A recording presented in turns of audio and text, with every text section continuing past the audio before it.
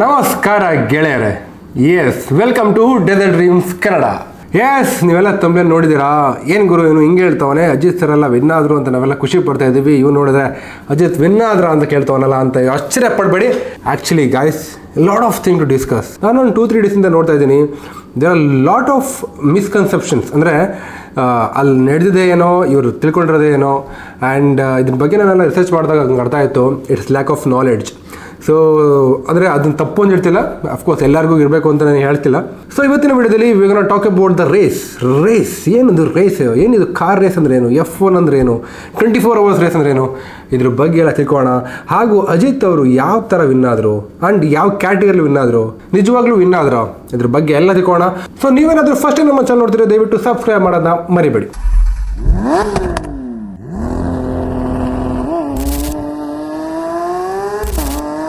So let's dive into that. ಒಳ್ಳೆ topic Guru. There are different types of car racing, but ನಮಗೆ ಗೊತ್ತಿರೋದು cricket. S, ನಾವು ಕೂತ್ರು ನಿಂತರು ಮಲಗಿದ್ರು ಕೂಡ ಕ್ರಿಕೆಟ್ ಬಗ್ಗೆ ಯೋಚನೆ ಮಾಡ್ತೀವಿ. ಕ್ರಿಕೆಟರ್ಸ್ನ ನಾವು ಗಾಡ್ ಥರ ಕೂಡ ನೋಡ್ತೀವಿ. ಬಟ್ ಪ್ರಪಂಚದಲ್ಲಿ there are so many sports. Cricket ಇದು actually one of the most lazy game ಅಂತ ಹೇಳಿದ್ರೆ ತಪ್ಪಾಗಲ್ಲ. ಕ್ರಿಕೆಟಲ್ಲಿ ನಿಮಗೆ ಪ್ರತಿಯೊಂದು ಓವರ್ಗೂ ಕೂಡ ನಿಮಗೆ ಬ್ರೇಕ್ ಸಿಗುತ್ತೆ, ಆರಾಮಾಗಿ ರೆಸ್ಟ್ ಮಾಡ್ಬೋದು. ಬಟ್ ಪ್ರಪಂಚದಲ್ಲಿ ಎಂತೆಂಥ ಸ್ಪೋರ್ಟ್ಸ್ಗಳಿದ್ದಾವೆ ಅಂತಂದರೆ the fatality rate is too much.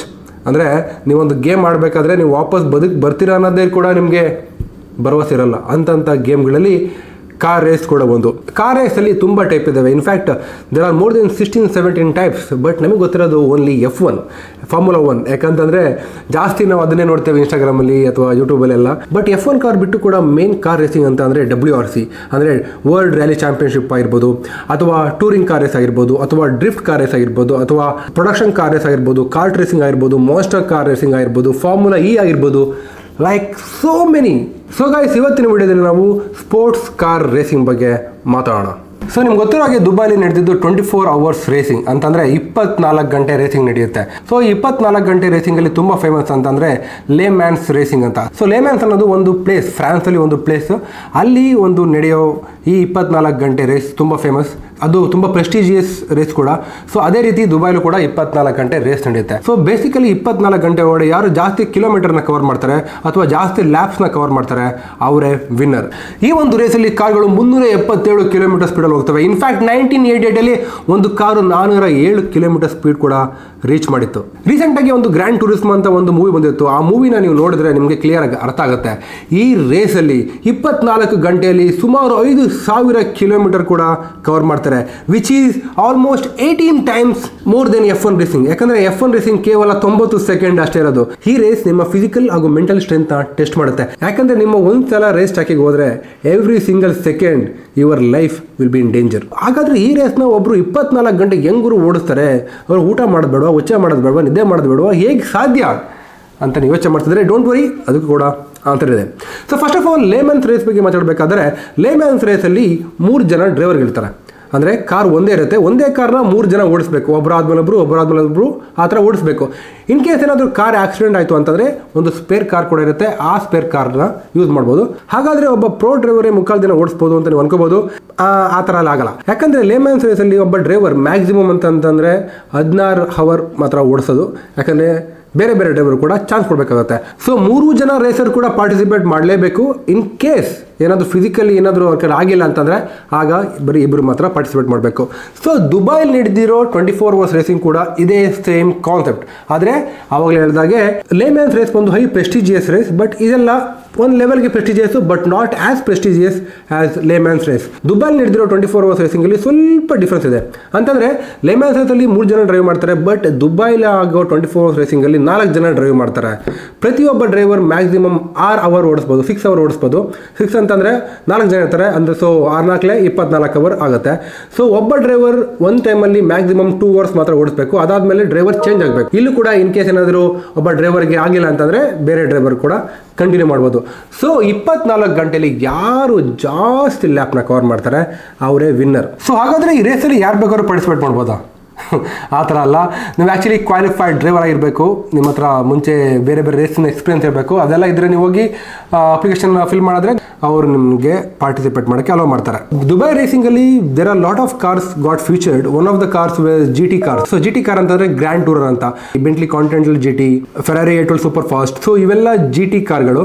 GT car ಅಂತಂದ್ರೆ front engine rear wheel drive. So engine ಮುಂದೆ ಇರುತ್ತೆ, ವೀಲ್ ಬಂದು ರೇರ್ ವೀಲ್ ಡ್ರೈವ್. ಹಿಂದ್ಗಡೆ ಪವರ್ ಹಿಂದ್ಗಡೆಯಿಂದ ಪುಷ್ ಮಾಡುತ್ತೆ. ಸೊ ಇದು GT ಕಾರ್.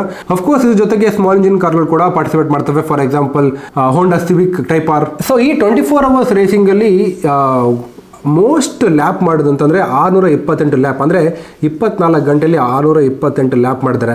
ಸೊ ಒನ್ ಲ್ಯಾಪ್ ಟಿಪಿಕಲಿ ಅದು ಬಂದು 5.4 ಕಿಲೋಮೀಟರ್ಸ್ ಇರುತ್ತೆ ಒಂದು ಲ್ಯಾಪಿಗೆ.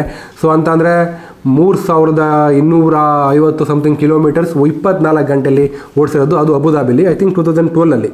ಸೊ ವಿನ್ನರ್ಗಳು ಯಾವ ಥರ ಸೆಲೆಕ್ಟ್ ಮಾಡ್ತಾರೆ ಅಂತಂದ್ರೆ F1 ಥರನೇ ಇಲ್ಲಿ 2 ಥರ ಟೈಟಲ್ ಇರ್ತವೆ. ಒಂದು ಮ್ಯಾನುಫ್ಯಾಕ್ಚರರ್ ಟೈಟಲ್, ಇನ್ನೊಂದು ಡ್ರೈವರ್ ಟೈಟಲ್. ಅಂತಂದ್ರೆ ಅವಾಗಲೇ ಹೇಳಿದಾಗೆ ಇದೊಂದು team work. For example Ajith Kumar ಅವ್ರ ರೇಸಿಂಗ್ ತಗೊಳ್ಳಿ. ಸೊ ಅಜಿತ್ ಕುಮಾರ್ ಅವರು ಯೂಸ್ ಮಾಡಿದ ಕಾರ್ ಬಂದು Porsche 911 GT3 Cup 992 ಈ ಒಂದು ಕಾರ್ ಕ್ಯಾಟಗರಿ ಕಾರ್ನ ಯೂಸ್ ಮಾಡಿದ. ಆಕ್ಚುಲಿ ಯಾರು ಫಸ್ಟ್ ಬರ್ತಾರಲ್ಲ ಆ ಕಾರ್ನ ಮಾಡೆಲ್ ಯಾವುದು, ಬ್ರ್ಯಾಂಡ್ ಯಾವುದು, ಆ ಬ್ರ್ಯಾಂಡಿಗೆ ಒಂದು ಅವಾರ್ಡ್ ಕೊಡ್ತಾರೆ, ಅದು ಪ್ರೈಸ್ ಕೊಡ್ತಾರೆ. ಅದೇ ಮ್ಯಾನುಫ್ಯಾಕ್ಚರರ್ ಟೈಟಲ್. ಅಂತಂದ್ರೆ ಈ ವರ್ಷ ಯಾವ ಕಾರ್ ವಿನ್ ಆಯ್ತು ಆ ಕಾರಿಗೆ ಓಕೆ ಗುರು ತಗೋ ನೀನೇ ಈ ಸಲ ವಿನ್ನರ್ ಅಂದ್ಬಿಟ್ಟು ಆ ಬ್ರ್ಯಾಂಡಿಗೆ ಕೊಡ್ತಾರೆ. ಈ ವರ್ಷ ಮ್ಯಾನುಫ್ಯಾಕ್ಚರಿಂಗ್ ಟೈಟಲ್ ಬಂದು ಹೋಗಿದ್ದು BMW M4ಗೆ. ಹಾಗೆ ರೇಸರ್ ಟೈಟಲ್ ಅಂತ ಇರುತ್ತಲ್ಲ ಅದು ಸೀಸನ್ ಮೇಲೆ ಡಿಪೆಂಡ್ ಆಗುತ್ತೆ. ಈ ಸೀಸನ್ ಅಂತಂದರೆ ಇವತ್ತು ಮಾತ್ರ ಓಡಿಸೋದಲ್ಲ, ಮುಂಚೆ ಕ್ವಾಲಿಫಿಕೇಷನ್ನು ಪ್ರಾಕ್ಟಿಸೇಷನ್ ಎಲ್ಲ ಇರುತ್ತೆ. ಎಲ್ಲ ಸೆಷನಲ್ಲೂ ಯಾರು ಜಾಸ್ತಿ ಪಾಯಿಂಟ್ ತೊಗೊಂಡಿರ್ತಾರಲ್ಲ ಅವರಿಗೆ ರೇಸರ್ ಟೈಟಲ್ ಅಂತ ಹೋಗುತ್ತೆ. ಇದು very complicated, you might not understand. Ajith Kumar ಅವರ ಟೀಮ್ ಈ ರೇಸಲ್ಲಿ ಅವರು ಪಡ್ಕೊಂಡಿದ್ದು 26ನೇ ಸ್ಥಾನ. ಸೊ ಟೋಟಲ್ ಆಗಿ 63 ಕಾರ್ಗಳು ಪಾರ್ಟಿಸಿಪೇಟ್ ಮಾಡಿದ್ರು. ಅದರಲ್ಲಿ ಅಜಿತ್ ಕುಮಾರ್ ಅವರಿಗೆ ಸಿಕ್ಕಿದ್ದು 23ನೇ ಸ್ಥಾನ. ಹಾಗಾದರೆ ಮತ್ತೆ ಹೆಂಗ್ ಗುರು ಪೋಡಿಯಮಲ್ಲಿ 3ನೇ ಪ್ಲೇಸಲ್ಲಿ ನಿಂತ್ಕೊಂಡು ಫ್ಲಾಗ್ ಆರಿಸ್ತಿದ್ರು ಅಂತ ನೀವು ಅನ್ಕೋಬೋದು. ಎಸ್, ಹೌವರ್ ಈ ಒಂದು ರೇಸಿಂಗಲ್ಲಿ ಮೇನ್ ಫೋಕಸ್ ಬಂದು GT3 ಕಾರ್ಗಳಿಗೆ. ಸೊ GT3 ಕಾರ್ ಅಂತಂದರೆ ಒಂಥರ ವೈಡ್ ಬಾಡಿ ಕಾರ್ಗಳು.